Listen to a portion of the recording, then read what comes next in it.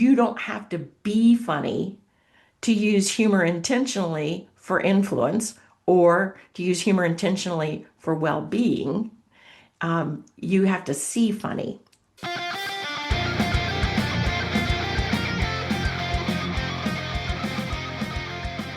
Welcome to Fry Your Chickens, the podcast about facing fears, negativities, and self-doubts that can hold us back. Or as I like to call them, chickens. Get ready because it's time to tell those chickens that are holding you back to shut the cluck up. We will learn how real people did exactly that. I'm your host, Phil Barth. Let's get ready to fry.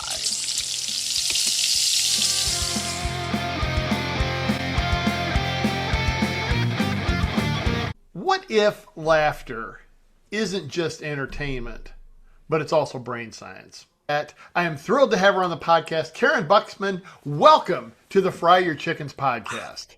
Thank you, Phil. It's an honor to be here. And we just want our audience to know that there have been no chickens harmed in the creation of this podcast. None on Karyn's side. We were talking before we started about chickens, and I showed a couple. I get rubber chickens in bulk.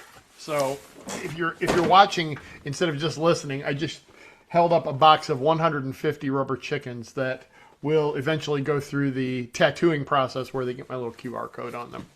But he does not, ladies and gentlemen, have an emotional support chicken yet. Yet. As we record this, I do not have an emotional support chicken. You will soon, my friend. I'm guessing by the time this plays, I'm going to own me an emotional support chicken. So tell me about humor and the impact on the brain. Have you always combined the two, or has that evolved over time? How did you get into this? Yeah, it's evolved over time. I started studying humor and dissecting it, so you don't have to. E.B. White, what he said was true. Humor can be dissected as a frog can, but the thing dies in the process, and the innards are of interest to only the purely scientific mind. It's like, ta-da! I love it.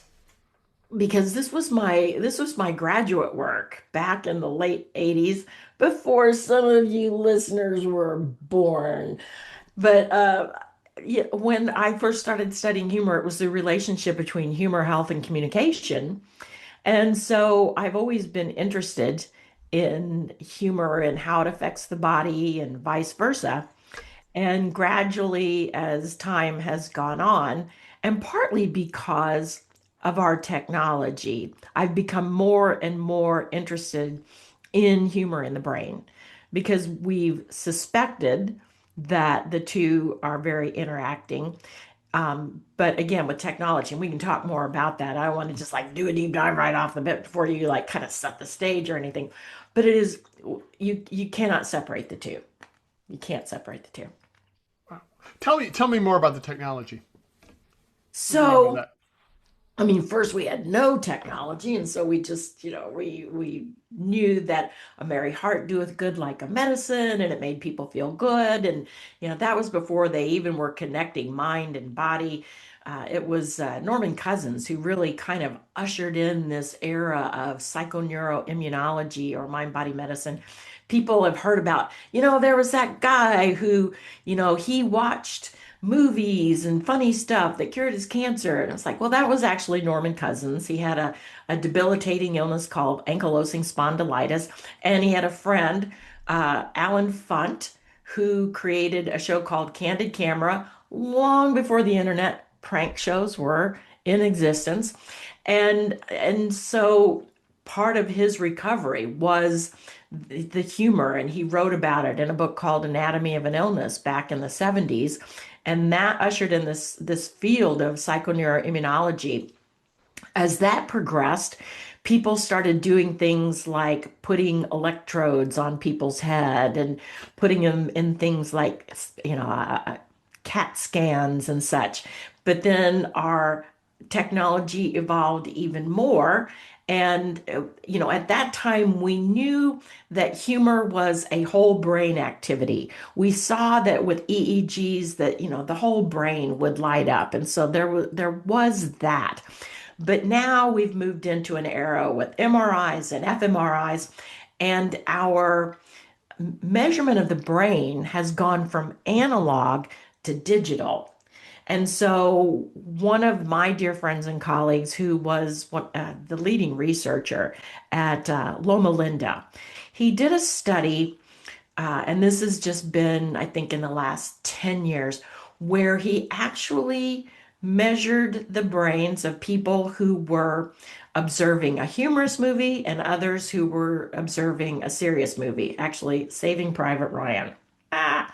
And I think it is important to note that the people got to select from a couple of choices on humorous movies because, what's funny to me might not be funny to somebody else. My background's nursing. I think anything around body fluids, death, and dismemberment is hysterical. And that's not everybody's cup of tea. But what he found in his measurements, one was that while both the humor and Saving Private Ryan type movies were a distraction, one created a stress response in the body. We see with Saving Private Ryan, we've got the increase in adrenaline and cortisol and blah blah blah blah blah. In the other, we saw the diminishing of adrenaline, the diminishing of norepinephrine, the diminishing of cortisol. And the cool part with the digital technology, what they were able to recognize was this this is a gamma wave pattern. Gamma wave pattern is a pattern that goes throughout your brain. It's a very cohesive wave pattern. And how people experience this is feelings like they would experience this in deep meditation, in mindfulness, in flow. Mhm. And so, I mean, this is huge that we're actually experiencing gamma wave patterns because people, they study for years and they meditate forever and they do all these things to reach this enlightened state. And a lot of times, especially in the workplace or at home or while you're going here and there, you just don't have that opportunity to ohm yourself into a gamma wave pattern. But now we know, and this is where I live and breathe, is the use of humor intentionally Mhm. and consistently. And it's like, who wouldn't want to tap into some of that, right? Right. So basically, if I don't have time to meditate and get into the deep meditative state, I could at least turn on Hogan's Heroes, is what you're saying. Hogan's Heroes. Oh my God, there's a blast from the past. And I do want to also state that I there's a lot of things I want to state for you. Please. So let's let's put a pin in a couple of these because I want to remember. Yeah, one, that there's three purposes, and also humor can be a tool or a weapon. So let's take a look at both of those. Yeah. So one of the great insights that I had, she said humbly, over the last decade was because, quite frankly, over the last 30 years, teaching people about humor, I have felt a little bit like Sisyphus pushing a rock uphill because people are like, oh, it's not serious and it's not professional and blah, blah, blah. And if we have that in the workplace, nobody's ever going to get anything done around here. I was like, why are people so resistant? It's like once I started seeing the findings, this became my life's work. It was like, I thought this was an interesting way, and quite frankly, it was sounded like a fun way to have to spend 2.5 years doing research. But what I found when I got in this, it was like, oh my God, this is so powerful. Why isn't everybody talking about this? And so what I recognized was that while most people think the purpose of humor is entertainment, it is, but it's only one. The other two that I've identified, who knows, maybe someday some smart person's going to identify more. But the other two that I identified are influence and well being. So, influence is how do you use humor to inspire, to motivate, to educate, to negotiate, to persuade? And then with well being, how do we use humor to decrease pain, decrease stress, increase resilience, um, make somebody healthier, all of these things. And while entertainment, we how would you know, Phil, if you were entertaining somebody, how would you know if you were successful at it? That's it. That's why I like humor. They laugh, they smile, we're connected, and That's exactly and right. that's why I have always been all about humor. And that's why I wanted you on the podcast because Thank you. I can tell I have connected because they start to laugh. They start to laugh. And so when we look at comedians and successful comedians, they actually measure their progress in LPMs, laughs per minute. And those who get really good, they get better and better and better at LPMs. Now, when we're using humor for influence, is our goal to just make the other person laugh? I No, think not. no, We're no. looking at how do we measure whether or not we've achieved our influence using humor? What's the quality of the relationship, or maybe even the quantity of relationships? Have we achieved the goals that we set, and all of those different things? And it's the same with well-being. When we're using humor to help someone either get healthier or at least maintain their current state of health, are we measuring our success through how many times we make them laugh? No. And so if you want to use humor for entertainment, which is great, a lot of people make a great living, and I have made lots of money making people laugh. That being said, people, especially when I'm working with teams or one-on-one, and people say, "Oh, I want to be funnier. Can you make me funnier?" And it's like, well, yes, and why do you want to be funnier? Right. Because you don't have to be funny to use humor intentionally for influence or to use humor intentionally for well-being. You have to see funny. With the tool versus weapon, when we use humor, as you said, to connect, when we use humor to uplift, when we use humor to improve either our situation or someone else's situation, this is an incredibly powerful tool. It can also be used as a weapon. It can be used to shame. It can be used to bully. It can be used to hurt. It can be used to belittle. It can be used to ostracize. And that is not the world that I wish to live in. And No. so when we talk about the brain lighting up into gamma waves, see, there was a connection. Um, what I'm talking about is positive humor, therapeutic humor, humor that connects us and makes us feel better. And we can go into in a minute, if you want to, about what happens to our brain and what happens to our body when we create that connection. Why does that connection happen? I definitely want to get there. Before that though, when you said LPM, when I used to compete in Toastmaster speech contests, I had my LPM score, and I wanted it to be between 3 and 3.5 for a Toastmaster speech, which in a 7-minute speech would put me around 25 laughs. Because now that may not work for everybody, but I Yeah. did do a study of the people who were winning and moving on, and it was almost every time 20. 20 laughs because that's how they connected with the audience. Every Yeah. once in a In the while, 7 minutes or in 20 in 7 minutes. I okay, apologize. okay. Yeah. I was like 20 Oh LPM. no, no, no. It's That like no. that's But hurt. it it did help because I find, and I'm sure you find this too, is you get the laugh and then they're ready for the point. Yeah. Everybody's laughing, they're listening, they're tuned in, and then you can just turn it around and say, "And here's what I learned," or and then I realized, and they're like, Yes. "Oh." So I'm a big fan of humor, as I mentioned. And with that, I forgot where we were going. Oh, so what happens to the brain? Let's So let's look at let's this. Like right now in our current times, I use the analogy of brains on fire. I'm telling you, between between personal drama, family drama, relationship drama, work drama, and then you move into the political climate, the global climate, all of these things together. That's a lot of noise. That Hmm. is a lot of noise. And the thing is that when we have all this noise, and we have over 60,000 thoughts a day, about 95% of those are subconscious or non-conscious. A lot of them are on neural loops. And surprising or not surprising, the majority of these are negative. The ones that are not the neural loops that keep our body humming and us breathing and all of that, a lot of those are negative. 5% tend to be the conscious thoughts that we can have.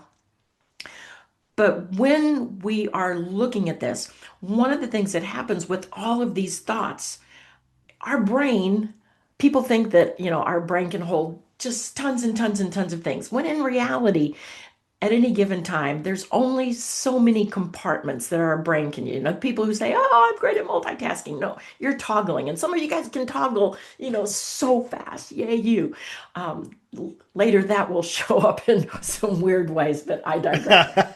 Um, but we lack cognitive capacity, and now what we're finding also, and I have a client. This was such a great insight that the team, because of various noise, which some of the noise was actually just the execution of all the tasks they were supposed to be doing, that this creates lack of space for things like empathy, compassion, and the ability to notice what's important to others, which is really important if you are in a business that is any kind of relational selling and you're telling yourself, well, I'm an observant person.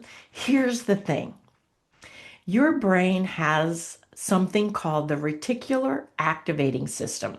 Little finger like projection in your brain. It's non judgmental. Its only job is to show you more of what you gave your attention to.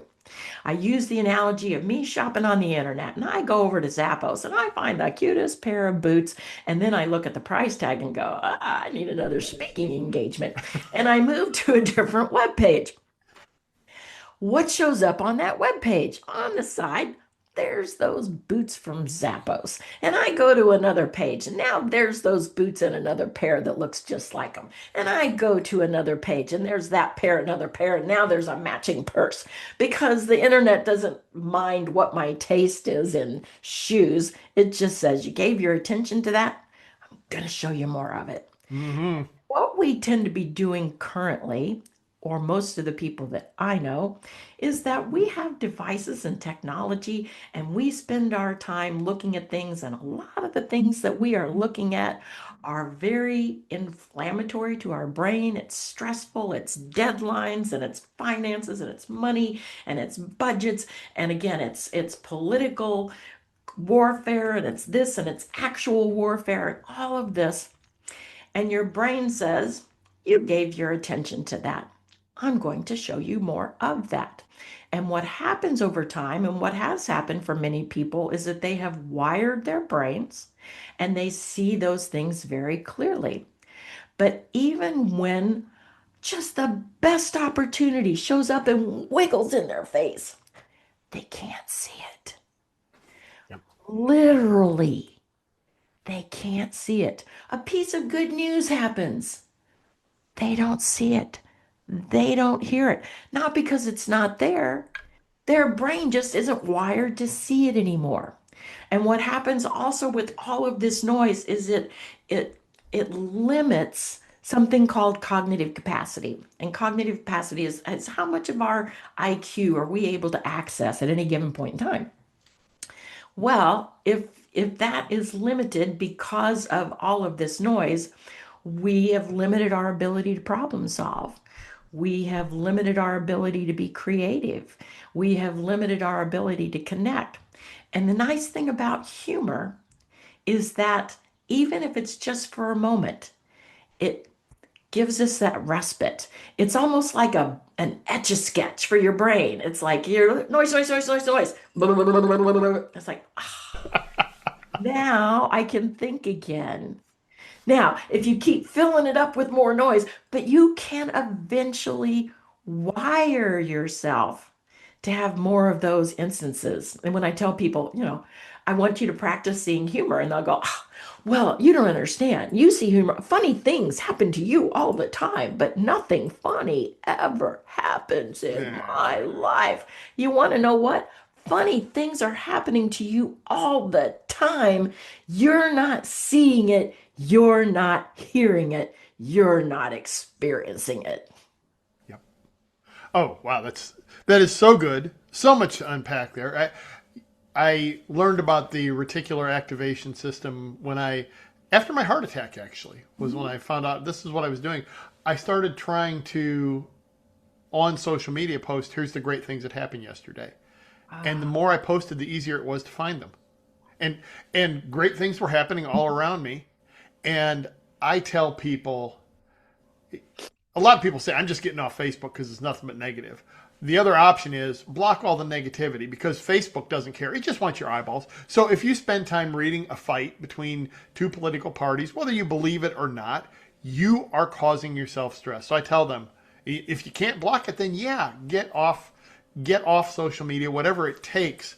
But I am so there with you. Unfortunately, it took a heart attack for me to figure all this out.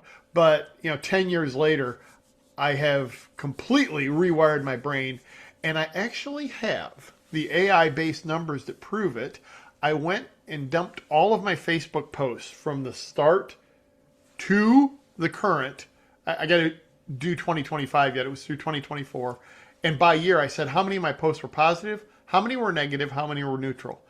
And after the heart attack, and after I started looking for the positive, my Facebook post slowly went from about 3 to 1 positive to between 10 and 15 and almost 20 to 1 per year wow. positive. It's just training your brain. I love knowing that my heart attack was scientifically. I don't know what I love about my heart attack, honestly, but by God, it taught me to look for the bright side and the funny side. Well, there's a lot to unpack there as well. One is you can also rewire your Facebook and your YouTube because, Uh huh. again, not judgmental. It's just showing you more of what you pay attention to. So, so there's that. But let's talk about what was happening in your body and how the brain connection was, because and I don't know all the instances. I mean, it could have been something congenital or it could have been whatever. But I do know that um, heart disease is one of the leading causes of death in our country. Diabetes is another, hypertension. Almost all of the leading causes of death, the top 10 leading causes of death, nine of those are what we call lifestyle diseases. In other words, we are either causing or exacerbating them by our lifestyle. And my same friend and colleague, Dr. Lee Burke, who did the brain study, also told me once lifestyle, no, genetics loads the gun, lifestyle pulls the trigger. And when we are in a state of stress, and sometimes we become so accommodated to stress, we don't even know we're stressed. Somebody goes, "How you doing?" You're going, "I'm fine, I'm fine, I'm fine, I'm fine, I'm fine, I'm fine, I'm fine, I'm fine, I'm fine, I'm fine, I'm fine." If you have to convince somebody, maybe you should take a step back and take a look. But when we have a lot of stress, one of the things that is happening, in addition to the epinephrine and the norepinephrine and the adrenaline, is over time cortisol. And these are inflammatory. And with that inflammation, this is the reason our bodies lay plaque down in our arteries, is because the arteries themselves are inflamed. And when we can take away that inflammation, we can take away the need to lay down plaque. And Dr. Michael Miller, he wrote the forward in my book, What's So Funny About Heart Disease. He did some studies. He's out of I think he's in New England. Um, but he found that, and this is a little scientific here, he said that people who practiced using humor on a regular basis showed that they had greater elasticity of the endothelial lining of their blood vessels. What that basically means is their vessels get stretchier, and that means less hypertension. And we know we have less plaque because there's less inflammation. So overall, he's one of the leading experts on heart disease, and he advocates for his patients that they use more humor. Makes so Boom. much sense. Makes so much sense. And there was no family history until people got to their 80s, and I was significantly below that number. I was in my early 50s when it happened. So there was no family history. It was stress. It was negativity, sarcasm. Not to say I'm not sarcastic now, but there was too much negativity and not enough humor. Yeah. And well, let's go back to what you said though. There was humor, but a lot of times humor can be negative. Yes. And so sarcastic humor and so on. And when I started looking for the bright side and using humor more effectively, it made a huge difference. Yes. Now, I love what you said. Let's unpack this a little bit. Okay. Sarcasm. People love sarcasm. Somebody sent me a t-shirt that said, I speak fluent sarcasm. It's just sarcasm can be a lot of fun. Sarcasm is actually an aggressive form of humor, can be a tool, can be a weapon. The root word of sarcasm means to tear the flesh. And if you've ever been hit with an effective piece of sarcasm, you know that can really be painful. Yep. And and people will talk about using sarcasm in the workplace. And this is, I think, one of the things that makes leaders nervous. This is why over 30 years, I've developed 7 competencies about how to make your humor more effective and more safe. Because that's something else Mm-hmm. that leaders are concerned about is what if we offend people? What if we cross the line? What if we damage relationships? Because we don't want to do that. But what you want to determine when you're using aggressive kind of humor, teasing, sarcasm, could even be tickling, um, that I used to torture my brother by tickling him, and then when my mom would scream at me, I'd go, Mom, I was just tickling him. Anyway, I hadn't thought about that in a long time. So you want to look at what is the trust equity. That's a term I think I coined as to what is the trust that both of you are experiencing at the same time? Because here's what I find. Some people think on one side that the trust equity is greater than the person on the other side.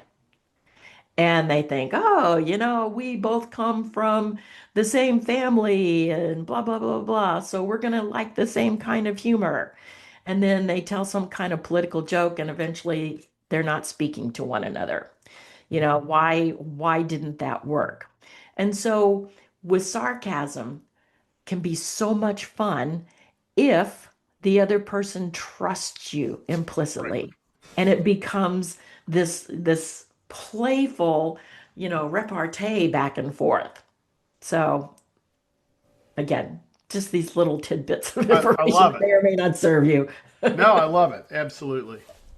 All right. So speaking of humor and Yes. not speaking of sarcasm, it's time for the most important question. Nice screen. Yeah, you're ready for it. Lord Cluckington and the Headbangers. Here they come with the theme song for the most important question.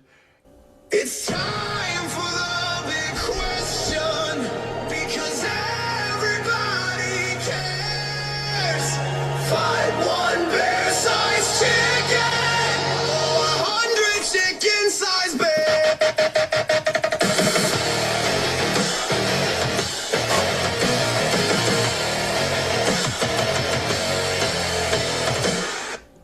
All right. And we're back. I was hoping that my camera would pick. There it is, finally picking up on the getting the laser show there for the rock music. All right, Lord Cluckington, the Headbangers, asked the most important question, the question we've been asking for almost every episode in the history of Friar Chickens, or something like it anyway. Which would you rather fight? One bear-sized chicken or 100 chicken-sized bears, and why? Well, when I pondered this question, I don't know if we're allowed to ask a question. And my question would be, am I all by myself or am I with another person?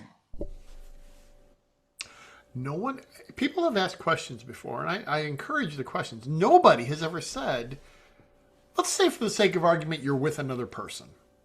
Awesome. Because I want to hear that answer. Okay. Because if that's the case, then I want the bear-sized chicken. Okay. And the reason is I don't know if I could outrun a bear-sized chicken, but I'm pretty sure I could outrun that other person. There you go. That's true, and it wouldn't help you with the bears, the chicken-sized bears, because not all 100 could take down. They wouldn't be satisfied, right? They're bears. Yeah. So I like that. Yeah. That's a different take on it. It's a humorous take on it. What's not to like about that? Yes, we've had several questions. One was, do I have a weapon? That changes things dramatically. Yes. The original version of the question was horses instead of bears. And somebody pointed out that horses are herbivores, so they're not going to eat me. Bears would be scarier.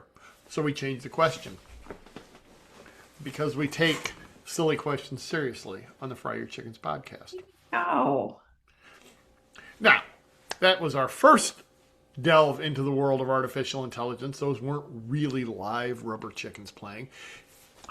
But this one, I'm not going to say whether it's... Okay, I'm going to tell you, it's artificial intelligence. I did not train my dog to talk, but that doesn't make this any less entertaining. So let's go over to Darcy, because Darcy the puppy has a question specifically for you. Yay, Darcy. Yeah, she's wearing her doctor's outfit. I see that. Yeah. Okay. Hi, Karen. What is one thing people could do tomorrow to get more humor into their lives? Besides, of course, watching me on YouTube. So besides watching Darcy on YouTube, what is something people could do to get more humor into their lives? Okay. Tomorrow. Well, why wait? Right. Today. Let's do this afternoon. today. So, your homework assignment, your assignment, dun, dun, dun, dun, dun, dun, dun, dun, should you agree to accept it, And you have to. and you have to, is to intentionally set aside 15 minutes for yourself today to experience something that's funny for you. And that could be a video, that could be a sitcom, that could be a funny person, that could be an Audible book. I love David Sedaris, or I go to YouTube and I watch Mike Birbiglia. Find 15 minutes, and if you want a bonus point, because who wouldn't love a bonus point? You're gonna share that with one other person, because then not only do you get the hit of dopamine and such, and all those, when we add humor to our brain, it's a dose: dopamine, oxytocin, serotonin, and endorphins. When you share that with somebody else, now they get those, and you get a bonus hit of dopamine because you have played it forward. I love that. Absolutely love that. We try to end, we'll watch a show or two every evening before we go to bed. And we always, if we're going to do something serious, a serious movie, the Saving Private Ryan or that kind of drama, Yeah. or in an episode of something, we end with something funny. Yes. Be it Hogan's Heroes or some sort of sitcom. Yeah. End the day with laughter. Yes. And I so would say fun. if you start it with laughter and end it with laughter, what a great sandwich. But starting it with, I do every morning for 15 minutes, I look for something humorous and then I share it with people. And it's a little bit like putting on suntan lotion before you go outside, because it's going to give you this like layer of protection. And, it kind of gets washed off during the course of the day. But you're doing, just exactly what I would recommend is, whatever the course of your evening looks like, how can you start doing something to get you into that mode of having a better night's sleep, which humor is that again. Etch a sketch. It's going to take some of that negativity and stuff out of your brain. We just watched last night the last episode of Ted Lasso, which oh my gosh, we were laughing so hard at part of it. And fortunately, there's going to be a fourth season. But we have, we've been through Big Bang Theory, Mm-hmm. multiple times. We've been through other kinds of show, Modern Family multiple times, other kinds of things. Again, what is funny to me might not be funny to you. I'm going to pull up Hogan's Heroes. Oh my gosh, I haven't thought of that in years, but find something that makes you laugh. And we know that different generations find different things funny. That's a whole nother discussion sometime. But what trips your trigger and what's going to give you that dopamine hit? And when we're experiencing it with another person, we also get a hit of oxytocin. And oxytocin is the cuddle hormone. It's the one that makes us feel connected to somebody else. And so you can leverage, these are the kinds of ways to leverage humor without ever being funny yourself. And so I want you guys to take that and leverage that and start getting the benefits of humor today, not tomorrow, but like wait till the end of this podcast, but then Yeah. go do this. Yeah. Well, you should have been laughing during this podcast anyway at points. But yes, absolutely. Wait till the end and then check out something funny. I love, love, love that advice. And when I do keynotes on stress management, I have the list of, hey, here are the things I find funny. And I'll put little, TVMA by some of them. That's good. I find Schitt's Creek funny, but you can tell by the name that not everybody is going to find that show Right. funny. I don't know why. Right. But yeah, you can go. There's funny stuff all the way from TVG that you can watch with the young kids, all the way to TVMA, which Absolutely. Absolutely. so it's Love the that. answer. The question is, do you find it funny? And That's what's important for this yep. exercise. For other exercises, different kinds of things. And when I'm speaking to groups, the kinds of humor that I share with nurses is not going to be the same kind of humor that I share with my corporate audiences. The $1 million round table, they're not interested in body fluids, death, and dismemberment. I can assure you, and vice versa. So what is it that's going to connect you with that other audience? Be intentional and be consistent. If you want the long-term benefits, if you want this to affect your metabolic health positively, we even know that cortisol, in addition to increasing inflammation and causing heart disease, it makes fat sticky. It's really hard to lose weight if you have high levels of cortisol, if you're stressed out all the time. So, it's just if the only thing you change is laughing, it doesn't burn that many calories, but by decreasing your resistance and by lowering your cortisol and helping improve your cognitive capacity so that you can make better decisions, all of those kinds of things. Humor can help you with that too. That's And awesome. I no mean, calories. I'm going to be sitting there watching Big Bang Theory episode. Somebody's going to come in the room. What are you doing? I'm losing weight. Yeah. I'm dieting. Again, my friend Dr. Lee Burke, he said, if we took what we now know about laughter and bottled it, it would require FDA approval.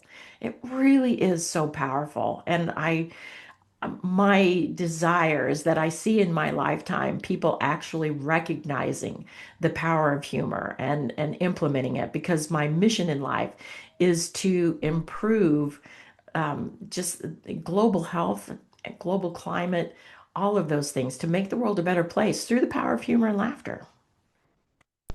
That is fantastic. I also like the fact that with the nurse groups, you can find things like bodily fluids and death and dismemberment humorous. I'm not a nurse, but I find those things humorous too. So it's just one of the things I had to learn as I became a professional speaker early on in my career in Toastmasters was just because you find it funny doesn't mean your audience does. Exactly. Exactly. Yeah, school of hard knocks. I'd rather, but you know what? I lost a trophy. I didn't lose the $1 million contract or anything like that by learning early. So Yes. Yes. And if you learn the proper ways to use humor, you won't lose the $1 million contract, because so many people avoid using humor because they feel like, oh, it's not professional. You can be professional and use humor. People do it all the time. Steve Jobs, he used a lot of humor. Southwest Airlines, people say, oh, well, you can't convey a serious message. Southwest Airlines, their number one goal is to get you from point A to point B safely. And they recognize that if they're using humor, like you said earlier, we can get them laughing, we can get them listening. People are going to pay attention to those safety announcements versus the last 57 that they totally ignored. Every once in a while, I fly Delta, and every once in a while they'll have somebody that tries to put a spin on it and become humorous, and that I might actually pay attention to, because it's the same one over and over again. But if there's something interesting, something humorous, and I don't want to beat on Delta because I love Delta Airlines, but now it's a video, right? Oh, Yeah. same video. Oh, okay. Yeah, they do that. They do that. And one of my favorite lines from Southwest, now it's like, oh, younger audiences won't even get it. They said, there may be 50 ways to leave your lover, but there's only 4 ways to leave this plane. And it's like, I think that's hysterical. And people are going, That's what? And I'm like, 50 ways to leave your lover. Paul Simon, people, look it up. What about Simon and Garfunkel? Yeah. Are those lawyers? It's like, know your audience. Yeah, exactly. Now, Karyn, before we wrap up, I understand that you are in the process of starting a podcast. Tell me about it. Ding, ding, ding. No surprise. What kind of thing would a neurohumorist love to spend her time on? So, this podcast is going to be on all things humor in the brain. And it just so happens to be called This is Your Brain on Humor. So, stay tuned. Come see me.